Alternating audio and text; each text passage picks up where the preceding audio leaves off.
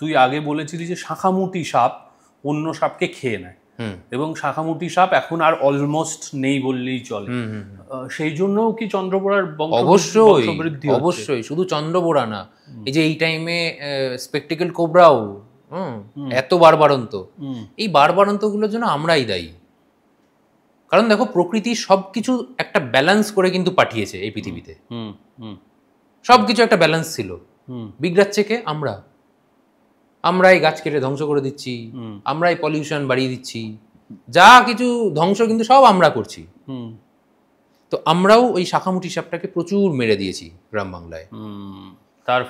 তার ফলে এই চন্দ্রবোড়া বা যে সাপই বলো না কেন বাড়ছে, এই একটাই রিজন। কারণ নেচার কিন্তু ন্যাচারালি ঠিক করে পাঠিয়েছিল যে মোটামুটি ব্যালেন্স করে, যে এই শাঁখামুটি আছে, মোটামুটি একটা সবকিছুর ব্যালেন্স থাকবে।